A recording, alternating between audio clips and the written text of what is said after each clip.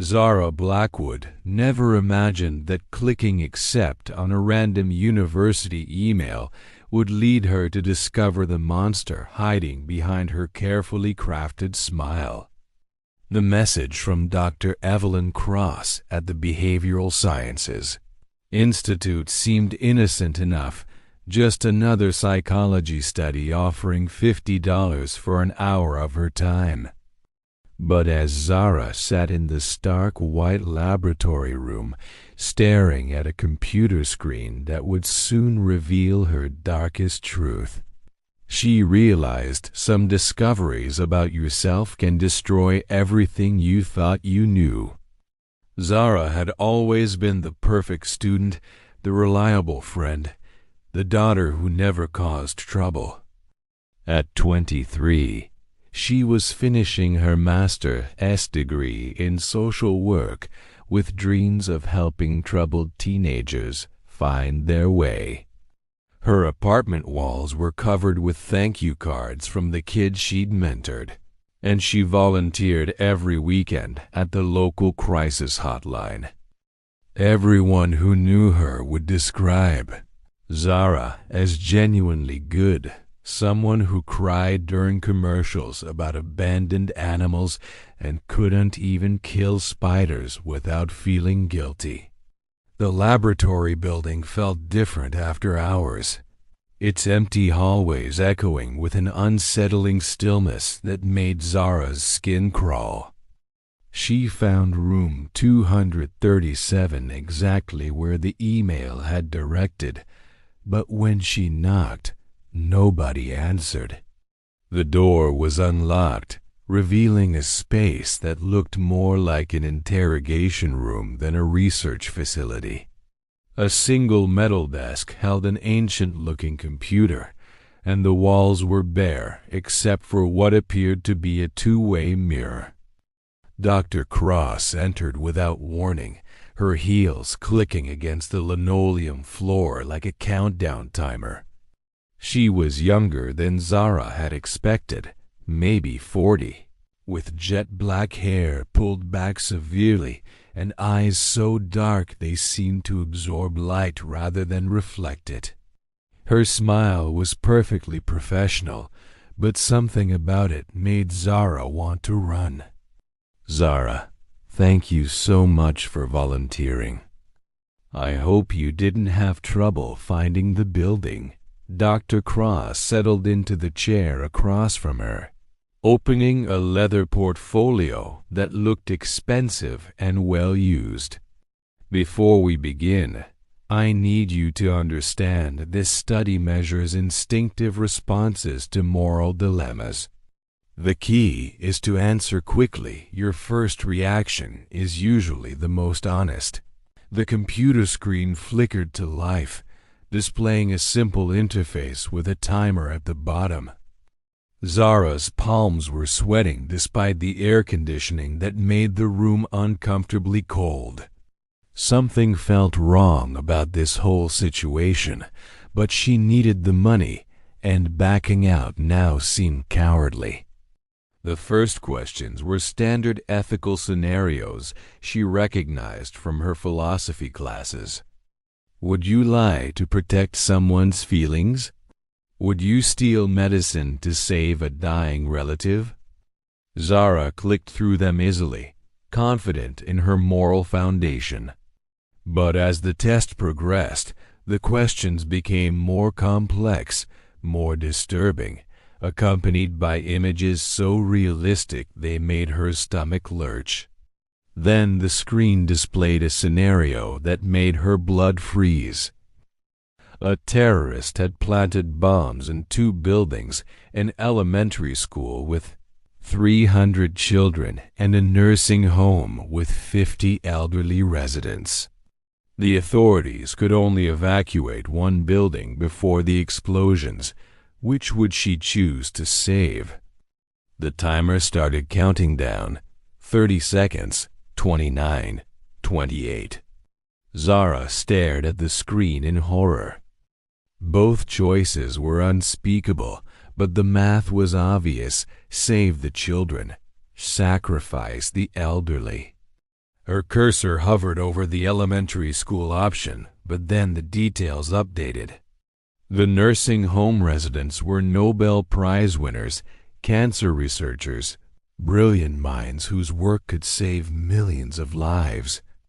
The children were from an impoverished area with limited educational opportunities and poor future prospects. 15 seconds, 14, 13. Her heart hammered against her ribs. This wasn't a real scenario, just a twisted philosophical exercise, but her hand trembled as she gripped the mouse. The faces on the screen seemed to stare at her with desperate hope-wrinkled hands pressed against windows on one side, tiny faces crying for their mothers on the other. 10 seconds, 9, 8. Zara's social work training screamed at her to save the children, that every life had equal value regardless of age or potential contribution to society. But another part of her mind, a cold, calculating part she'd never acknowledged before, whispered that the researchers represented centuries of accumulated knowledge and future breakthroughs in medical science. 7, 6, 5. Dr. Cross leaned forward in her chair, her breathing audible in the suffocating silence. Zara could feel her watching, analyzing, waiting to see what kind of person she really was beneath the carefully constructed facade of compassion. 4, 3, 2. Zara clicked on the nursing home. The screen went black, then displayed a message in blood-red letters. Welcome to the 7%. Zara, you've just proven you're capable of calculating human worth. Dr. Cross stood slowly, her smile transforming into something predatory and satisfied. 93% of people save the children without hesitation, but you weighed the variables and made the logical choice. The question is, are you ready to discover what that makes you? The silence stretched between them like a blade waiting to fall. Zara stared at the crimson text on the screen, her reflection ghostly in the black pixels surrounding the damning words. 7%. She was part of some exclusive minority that calculated human worth like a mathematical equation, and the realization made her feel physically sick. "That's not who I am," Zara whispered, but her voice sounded hollow even to herself. "I work with kids. I save lives. I would never actually make that choice in real life." Dr. Cross returned to her seat with deliberate slowness, pulling out a digital recorder and placing it between them on the metal table. "Tell me about your decision-making process, Zara. In those final seconds, what thoughts went through your mind?" Zara's mouth felt like cotton. She tried to reconstruct those crucial moments, but the memory felt contaminated now, twisted by shame and confusion. "I thought about ... impact. The researchers could develop treatments, save millions of people over time. The children were just ... She stopped, horrified by what she'd been about to say. "Just what, Zara?" Dr. Cross's voice was silk over steel. "Please, finish your thought. Statistical probabilities." Zara finished in barely a whisper. "Most of those kids wouldn't grow up to make significant contributions to human knowledge." It was pure mathematics. The words tasted like poison on her tongue, but they were true. In that moment of clarity, she had seen people as data points rather than individuals with hopes and dreams and families who loved them. Dr. Cross made notes on her tablet, nodding with what looked like approval. Fascinating. Most people in the 7% try to rationalize their choice afterward, claim they misunderstood the scenario or clicked by accident. But you're being honest about your thought process. She looked up from her notes, studying Zara like a specimen under a microscope. Have you always been able to compartmentalize emotion when making difficult decisions? The question hit like a physical blow because Zara knew the answer immediately. Her childhood pet rabbit that had gotten sick, she deconvinced her parents to put it down rather than spend money on expensive treatment, because the outcome was statistically unlikely to be positive. Her college roommate, who struggled with an eating disorder, Zara had reported her to counseling services despite promising to keep it secret because intervention was more important than trust. Her last relationship had ended when she told her boyfriend that his dream of becoming an artist was financially irresponsible and he should choose a more practical career path. She'd always told herself these decisions made her logical, realistic, helpful. Now they felt like breadcrumbs leading to a much darker truth about her fundamental nature. "I'm a social worker," Zara said desperately. "I dedicate my life to helping people." "That has to count for something." "Of course it does." Dr. Cross leaned back in her chair, her expression almost sympathetic. "But why do you help people, Zara? Is it because you genuinely care about their suffering, or because helping them serves a larger purpose? Do you save the troubled teenagers because you love them, or because preventing their self-destruction benefits society as a whole?" The question cracked something open inside Zara's chest. She thought about Marcus, the 16-year-old she'd been mentoring for 6 months. When he'd told her about his abusive stepfather, her first thought hadn't been sympathy for his pain. It had been calculation about how to remove him from the situation most efficiently. When he'd shown her the scars on his arms, she'd felt no emotional response, only professional assessment of suicide risk and intervention strategies. "You're making me sound like a psychopath," Zara said, her voice breaking. "Not a psychopath," Dr. Cross corrected gently. "Psychopaths lack empathy entirely.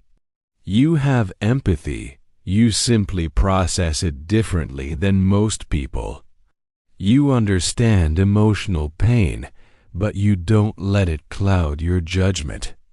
You see the optimal outcome and work toward it regardless of how it might hurt people in the short term."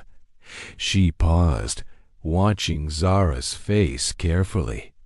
"That's not a disorder, Zara. It's a gift." The word gift hung in the air like a curse.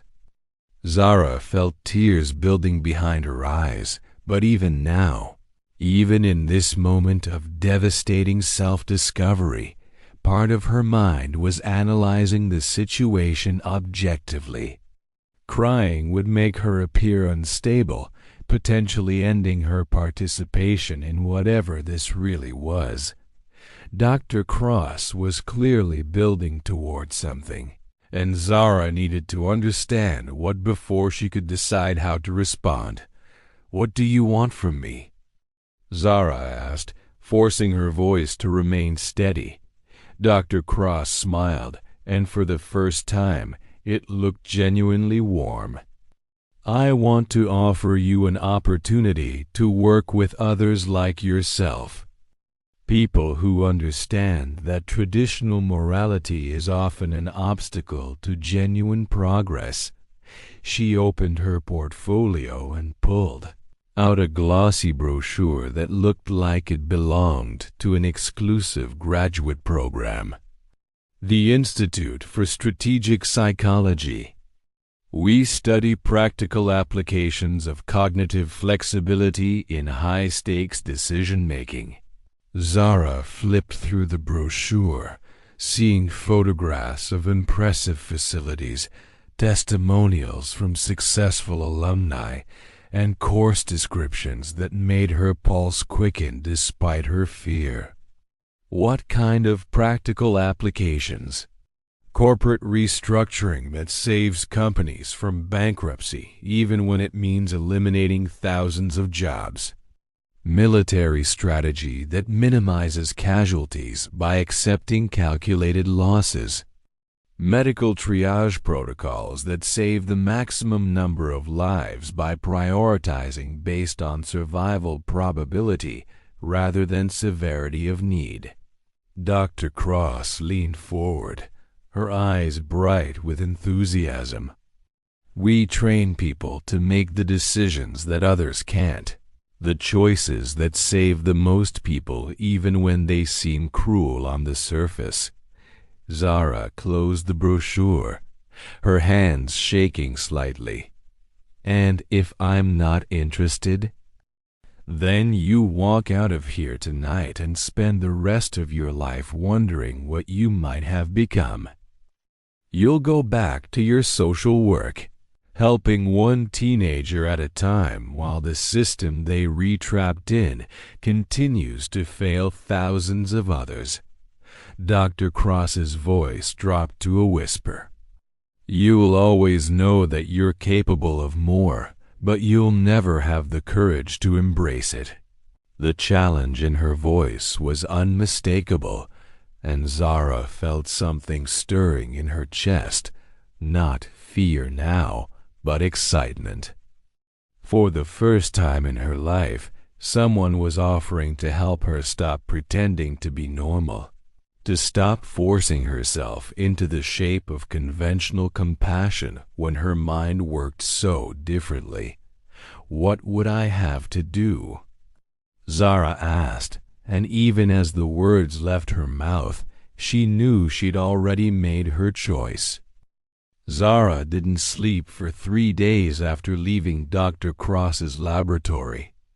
The Institute brochure sat on her kitchen counter like a time bomb, its sleek pages mocking her attempts at normalcy. Every interaction felt contaminated by her new self-awareness. When her supervisor praised her for efficiently processing a backlog of case files, Zara wondered if she was being celebrated for the same cold calculation that had condemned those virtual children to death. The breaking point came during her Thursday session with Marcus. He'd shown up with fresh bruises on his neck, finger-shaped marks that told the story of escalating violence at home. In the past, Zara would have felt the familiar surge of protective anger, the emotional fuel that drove her to fight for kids like him. Instead, she found herself analyzing the situation with detached precision. "He's getting bigger," Marcus said, trying to hide the marks with his hoodie. "My stepdad, I mean. He's scared I'm gonna hit him back, so he's hitting harder." His voice cracked on the words. 16 years old and trying not to cry in front of his counselor. Zara studied his face objectively. Marcus was intelligent but academically behind due to chronic instability. His family had no financial resources and multiple complex problems.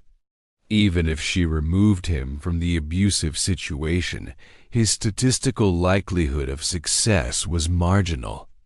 The system was overwhelmed with cases, and her time might be better invested in clients with higher probability of positive outcomes. The thought hit her like a physical blow. She was calculating a teenage abuse victim's worth like a stock portfolio weighing his potential return on investment. This was exactly what Dr. Cross had meant about cognitive flexibility, the ability to see past emotional manipulation to mathematical reality. "Marcus," she heard herself saying, "have you considered that provoking your stepfather might be counterproductive? If you're more careful about your behavior at home, you might avoid triggering these incidents." Marcus stared at her in shock. "Are you saying this is my fault?" "I'm saying that in the short term, adaptation might be more effective than confrontation."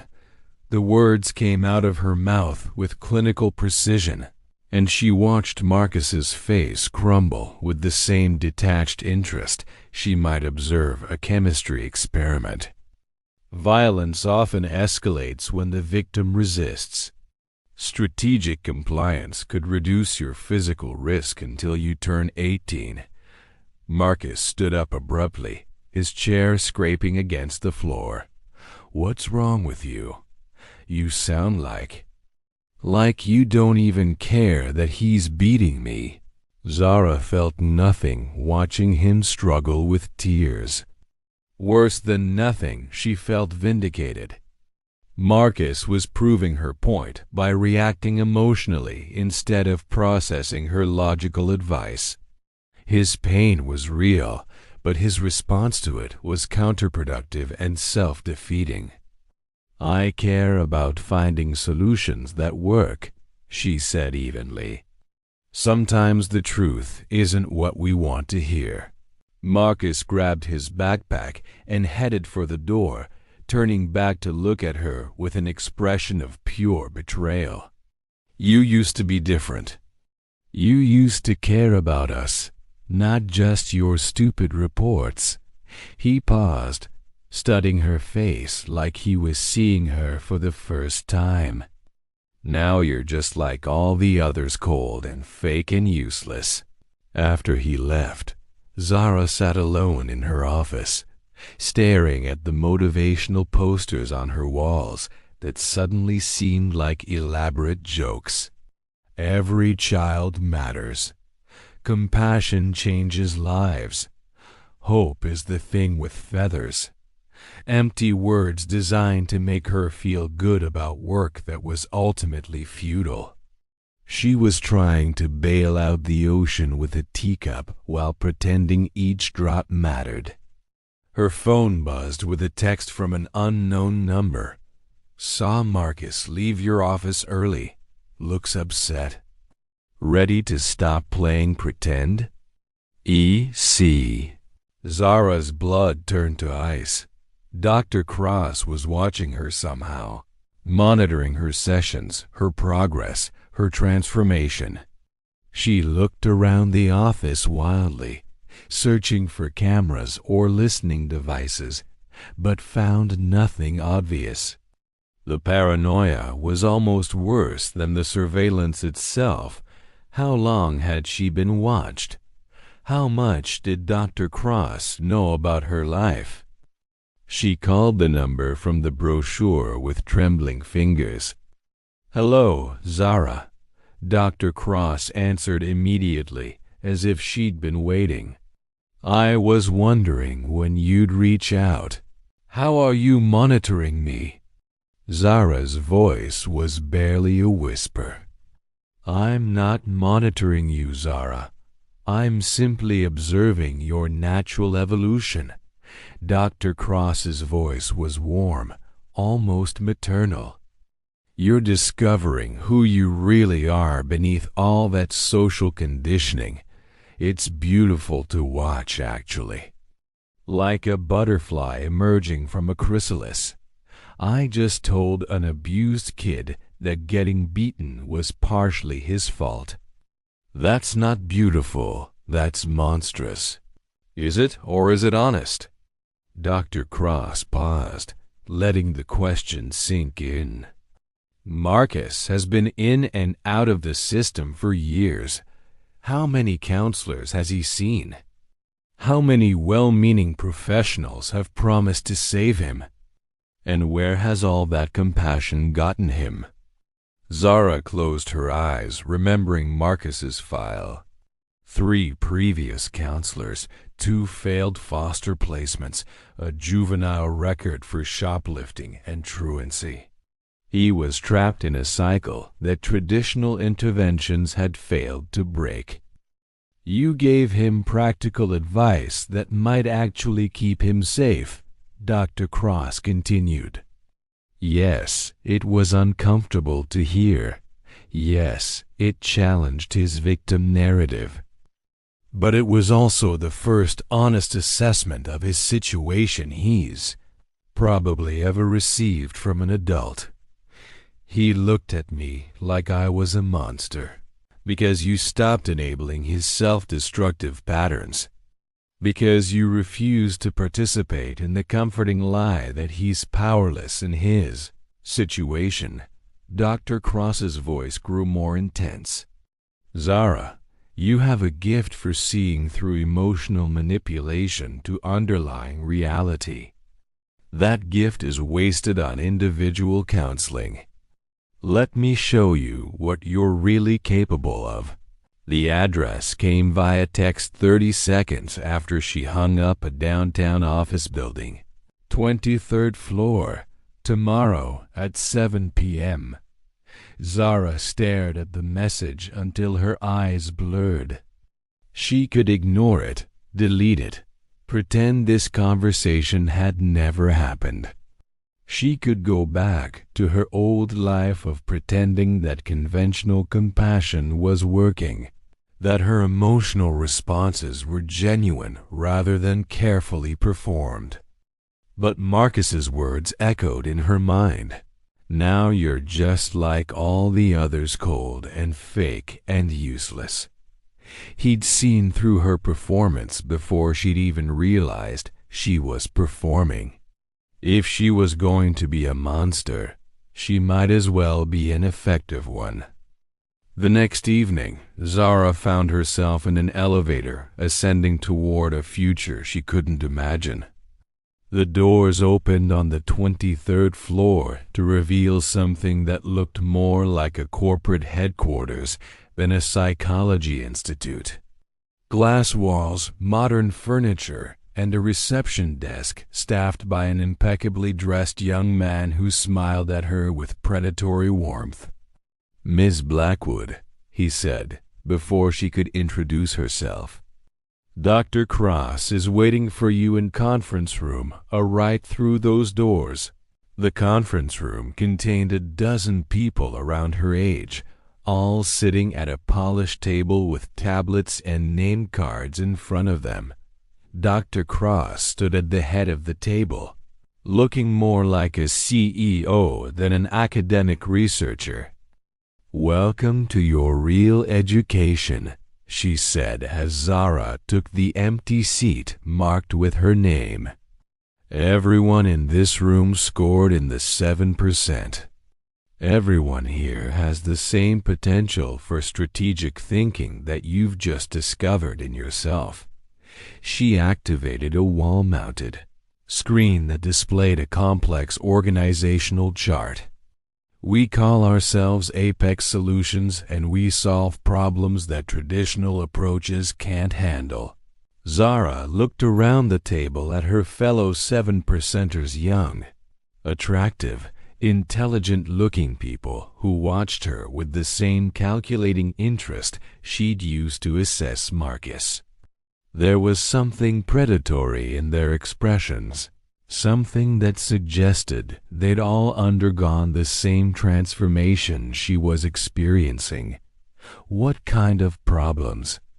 Zara asked, though she was beginning to suspect she already knew. Dr. Cross smiled, and the expression was absolutely terrifying in its sincerity. "The kind that requires someone willing to sacrifice a few to save many. The kind that demand perfect calculation without emotional interference." She clicked to the next slide, showing before and after statistics for corporate restructuring, political campaigns, and social intervention programs. The kind that changed the world. The conference room felt like a war room, its polished surfaces reflecting the cold ambition of everyone seated around the table. Zara studied the faces of her fellow 7%ers, each one radiating the same unsettling combination of intelligence and moral flexibility that she was learning to recognize in herself. They looked like successful young professionals, the kind of people who would fit seamlessly into corporate boardrooms or government offices. The kind who would smile warmly while calculating your destruction. Your first assignment, Dr. Cross announced, distributing leather portfolios to each participant, involves a real-world application of strategic problem-solving. She clicked to a new slide, showing a photograph of a middle-aged woman with kind eyes and graying hair. Meet Dr. Rebecca Santos, professor of developmental psychology at the university. She's been investigating our recruitment methods and plans to publish a paper exposing what she calls systematic psychological manipulation of vulnerable students. Zara opened her portfolio to find a comprehensive dossier on Dr. Santos' financial records, medical history, family relationships, professional contacts. The level of detail was staggering and completely illegal. Someone had been conducting surveillance that would make federal agencies jealous. Dr. Santos has a 17-year-old daughter with type 1 diabetes, Dr. Cross continued, her voice maintaining its professional warmth despite the implicit threat. Insulin costs have bankrupted many families, and Dr. Santos's insurance has been problematic lately.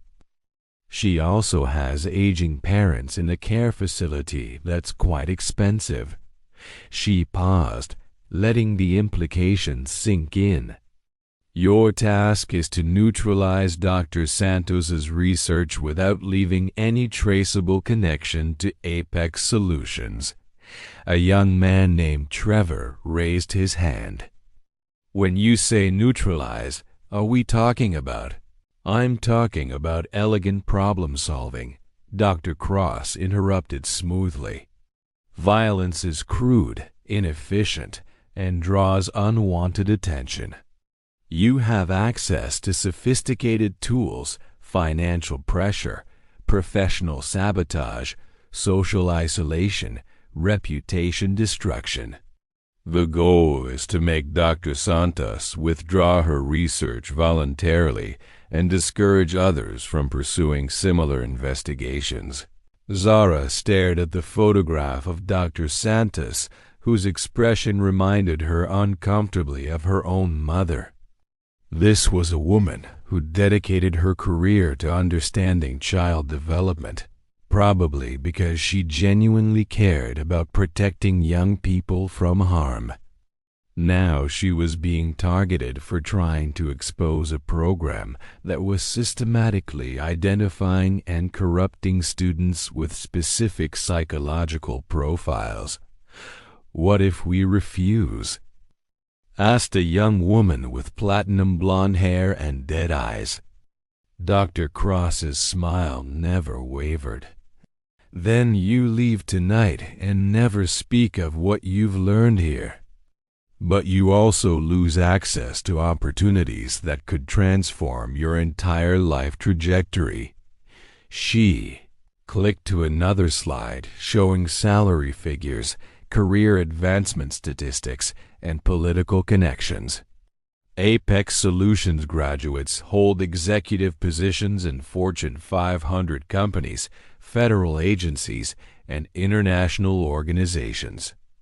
They shape policy, allocate resources, and make decisions that affect millions of lives.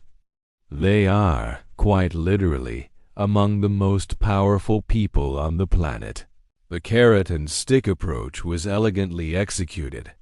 Refuse to participate and return to a mundane life of individual case management and modest paychecks. Comply and join an elite network of individuals who learn to weaponize their psychological insights for maximum impact. Zara studied Dr. Santos's file more carefully. The woman had 3 decades of academic publications, glowing student evaluations, and a reputation for ethical research practices. She'd built her career on helping people understand and protect child development. She was exactly the kind of person Zara had always thought she wanted to become. But Dr. Santos was also naive, operating under the assumption that exposing the truth would somehow improve the system rather than simply forcing it to become more covert. She believed in institutional accountability and professional ethics concepts that seemed quaint and powerless compared to the resources Apex Solutions could mobilize. "I have a strategy," Zara heard herself saying before she'd consciously decided to speak. The room fell silent, all eyes turning to her with predatory interest. Dr. Santos cares about protecting students, right? What if we made her believe that her investigation was actually endangering them? Dr. Cross leaned forward, her expression sharpening with focus. "Go on." "We create evidence that suggests her research has been compromised by hostile foreign actors. Make it look like exposing Apex Solutions would also expose the identities of students who've participated in classified government psychological assessments." Zara found herself speaking with increasing confidence as the plan crystallized in her mind. Dr. Santos withdraws her research to protect the students, and we leak a story about how foreign intelligence services are trying to compromise American psychological research. She becomes the patriotic professor who put national security over academic recognition. The silence stretched for several seconds before the blonde woman started clapping slowly. Brilliant. Absolutely brilliant. She saves face, we stay hidden, and anyone else thinking about investigating gets scared off by the foreign agent angle. Dr. Cross was taking notes rapidly on her tablet. "Zara, that's exactly the kind of sophisticated thinking we're looking for. You've turned a potential enemy into an unwitting ally while creating a psychological barrier that will deter future investigations." She looked around the table at the other participants. "This is what strategic empathy looks like, understanding someone's motivations well enough to manipulate them into making the choice you want them to make." Over the following weeks, Zara found herself diving deeper into the implementation of her plan. She learned to forge documents that would pass forensic analysis, to create digital footprints that suggested foreign surveillance, and to plant evidence that would lead Dr. Santos to the exact conclusions Apex Solutions wanted her to reach. The work was intricate, challenging, and deeply satisfying in ways that social work had never been. Marcus stopped coming to their sessions after the 3rd week. Zara felt a brief moment of something that might have been regret, but it passed quickly. He would either adapt to his situation or he wouldn't. Either way, her involvement had become statistically irrelevant. She had bigger problems to solve now, problems that affected thousands of people rather than just one damaged teenager. When Dr. Santos finally announced that she was withdrawing her research due to national security concerns, Zara felt the same rush of satisfaction she'd experienced during the original test. She had successfully neutralized a threat to Apex Solutions while maintaining the target's dignity and reputation. No one had been physically harmed, no careers had been destroyed, and the program could continue its work of identifying and developing individuals with strategic psychological flexibility. Outstanding work, Dr. Cross told her during their private debrief. You've demonstrated exceptional aptitude for complex problem-solving under pressure. I'd like to offer you a permanent position with Apex Solutions. Starting salary is $150,000, plus performance bonuses and full access to our professional network. Zara stared out the conference room window at the city below, watching thousands of people move through their lives like pieces on a vast chessboard. Most of them would never understand the forces that shaped their experiences, the strategic decisions made by people like her in rooms like this. They would live and die without ever realizing that their fates had been calculated by individuals who could see the bigger picture with perfect clarity. What's the long-term goal? Zara asked. Where does this all lead? Dr. Cross joined her at the window, her reflection ghost-like in the glass. To a world run by people who can make the hard choices, who aren't paralyzed by sentiment when difficult decisions need to be made. A world where resources are allocated efficiently, where problems are solved rather than endlessly debated, where the greatest good for the greatest number isn't just a philosophical concept, but a practical reality. Zara thought about the 3-minute test that had started this transformation, about the virtual children she'd sacrificed for the greater good. She discovered something about herself that night, not evil exactly, but something more complex and perhaps more dangerous. The ability to calculate human worth without emotional interference, to see past individual suffering to systemic solutions, to make choices that others couldn't even imagine. I accept, she said, and watched her reflection smile back from the dark glass. The 7% had found their purpose. The psychology of evil isn't about monsters hiding under beds. It's about the choices we make when logic conflicts with emotion, when the greater good requires individual sacrifice, when being right means being ruthless. Zara's transformation from social worker to strategic manipulator happened in just 4 weeks, because the capacity for calculated cruelty was always there, waiting for the right circumstances to emerge. If this story made you question your own moral boundaries, you're not alone.